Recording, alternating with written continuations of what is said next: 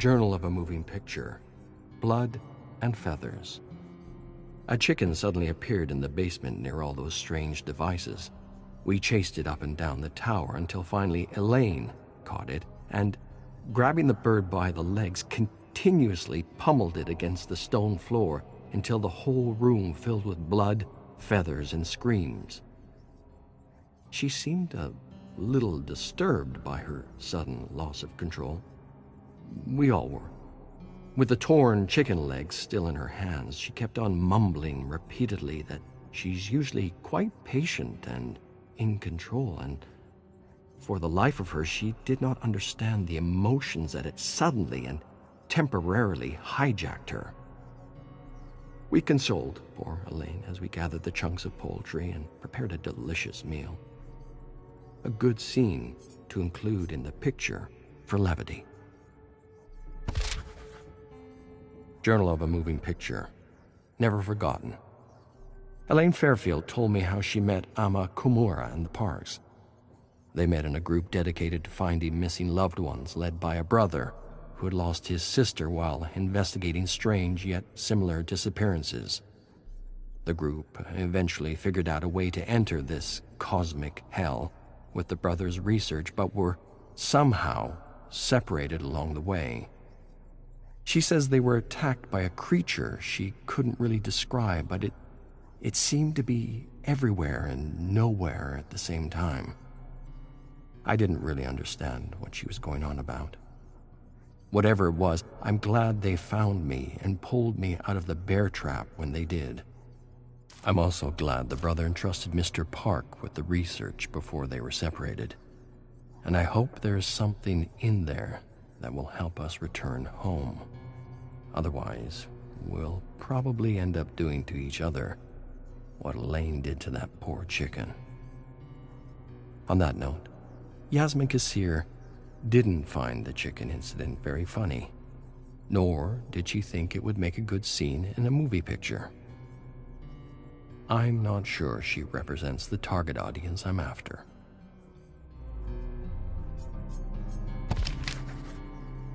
Dear Jake, I sit before my journal and don't know what to write. I would like to continue searching the fog for you, but Bridget feels we need to rest, and that there is much we can learn from the previous occupant of this tower. I suppose the only thing I can do now is float with the tide and hope we find something here that brings us closer to the ones we've lost. A few of us gathered around a small fire in the study and told stories about loved ones we've all heard 100 times but acted like it's the first time. I suppose that's because we know it helps to talk, laugh, and remember the good times. Ama told us about her little girl building motorcycle engines, upgrading scooters, and racing them in her small village. This version was a little more embellished than the last. No one can be that good on a scooter, even if it had been modified or upgraded with plane parts. Nevertheless, they were amusing stories, and she told them well, up until the moment she stopped abruptly, staring blankly at the fire, lost in a memory. No one said anything for a long while. I stared at the leaping flames and thought of the time you first learned to ride a bicycle.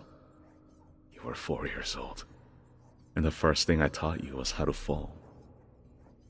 I told you to push yourself with your feet and fall safely to the left or right side. We practiced falling safely until the fear of falling was gone. Then I showed you how to pedal fast and use the speed to keep your balance. You succeeded on your first try because you were no longer scared of falling. You were so happy you jumped off your bike, hugged me, and told me I was the best dad in the world.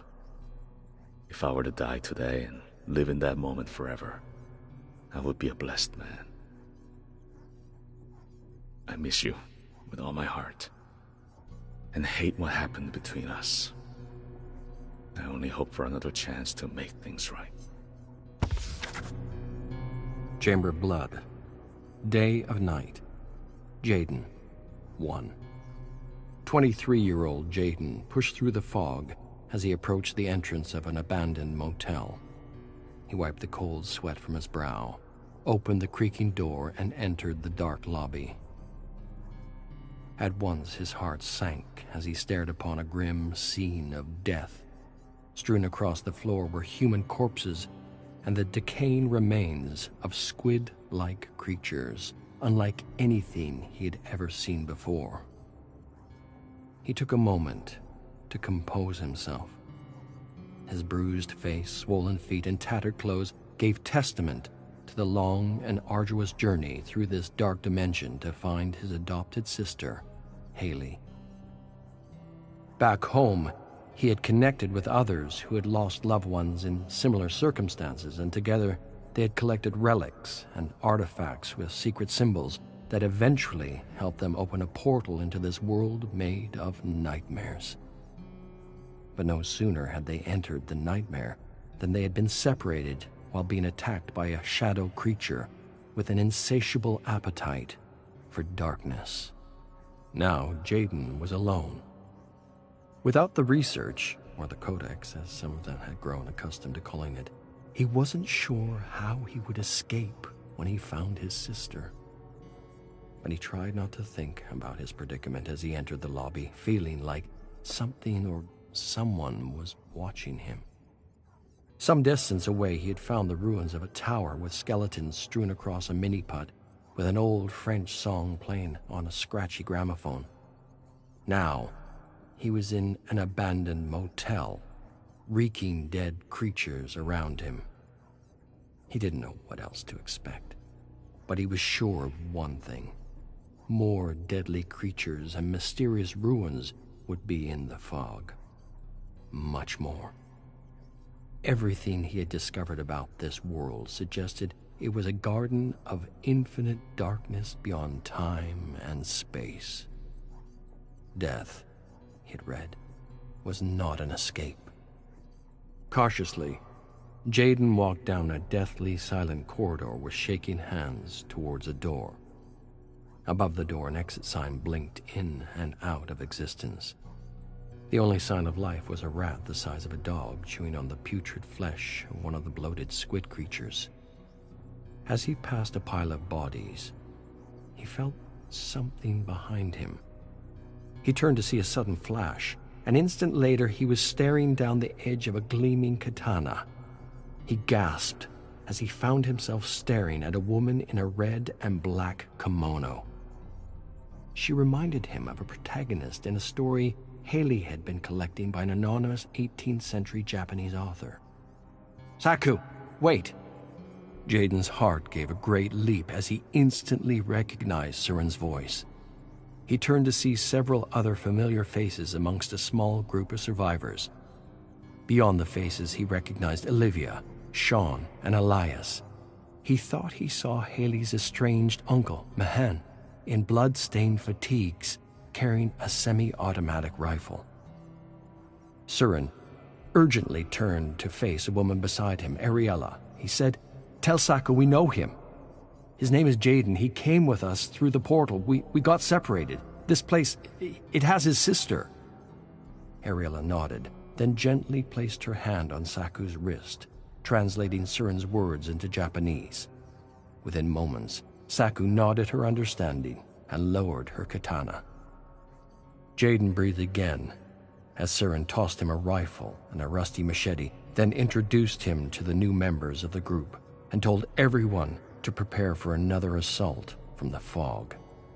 An instant later, they dispersed to barricade and fortify the motel. Journal of a Moving Picture. Entry 89. Started writing early in the morning. 2 pages completed. Focused on the chicken episode, which entertains in a number of ways.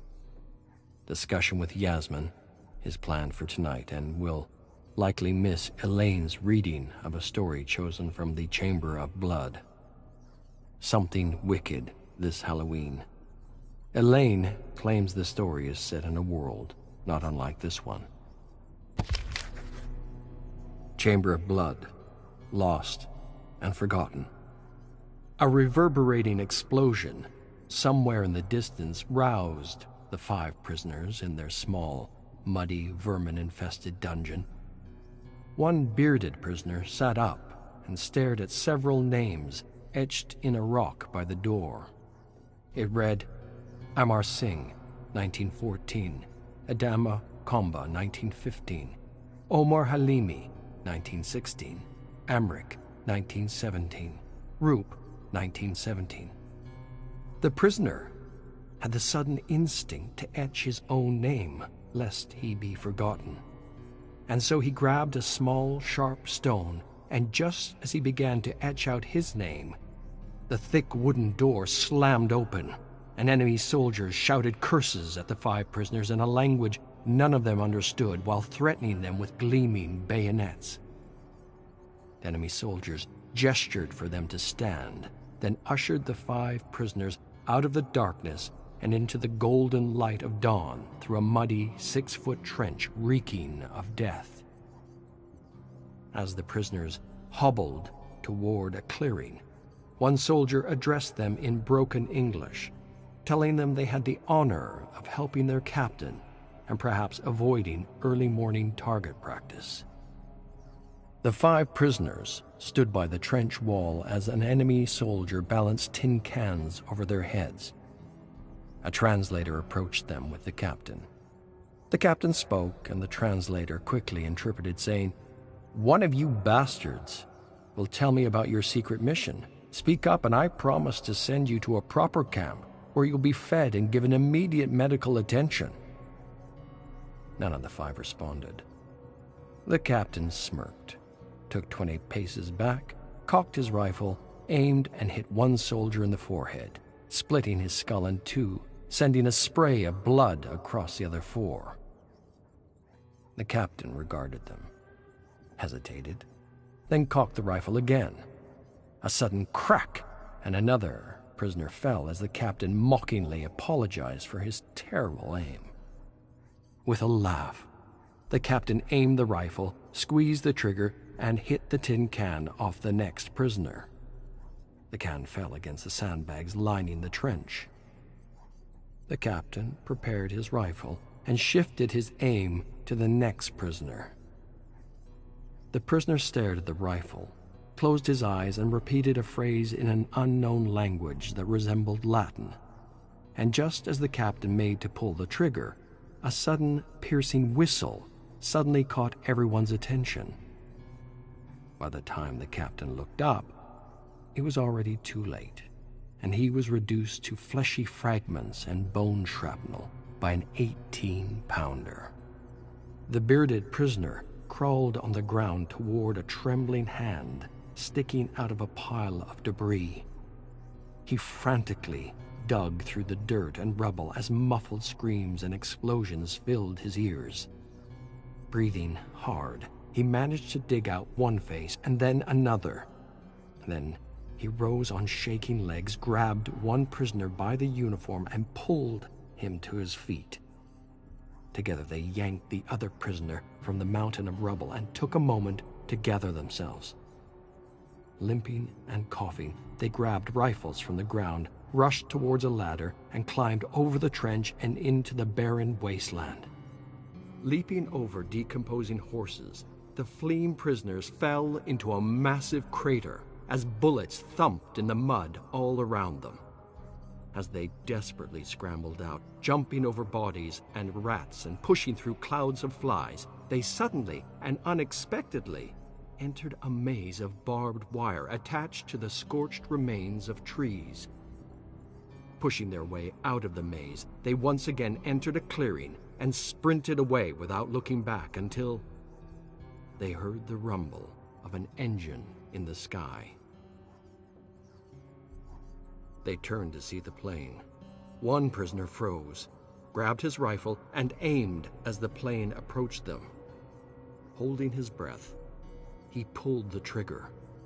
Large crows took flight from corpses. The bullets screamed through the air and missed. He cocked the rifle again, calmed his nerves, and waiting for the right moment, squeezed the trigger. This time, the bullet howled through the sky and hammered straight through the pilot's hardened face. A moment later, the plane rose, then span wildly out of control. The prisoners watched in disbelief as the plane crashed into their pursuers, crushing and cutting and burning them up in a swirling ball of fire. As they took in the grisly scene, the world seemed to tremble violently, and the ground beneath their feet instantly disappeared. The 3 prisoners fell, arms flailing, into a massive sinkhole as dust, soot, and barbed wire covered them. When the dust settled, the 3 prisoners surveyed their surroundings to discover they were in an ancient temple immersed in a strange black fog. Arcane symbols were etched into the surrounding walls. Their secret mission was a success. They had discovered the lost temple. Now, all they had to do was report their discovery to the newly formed Intelligence Division. And so the prisoners desperately climbed out and found themselves in familiar, yet unfamiliar territory. The bleak, body-ridden landscape seemed like no man's land, but there was something strange about the scene. All around were maze-like walls of barbed wire and scorched trees, where bodies dangled from hooks that glistened red under a hunter's moon. Each prisoner stared at the bodies and the hooks, confused, each wondering if they had been there before. The sudden high-pitched buzz of a chainsaw startled the prisoners, and they instinctively took cover beside a burning tank. As a cloud of heaving black fog approached them, they knew something was different with the hell they had grown accustomed to for the last 3 years.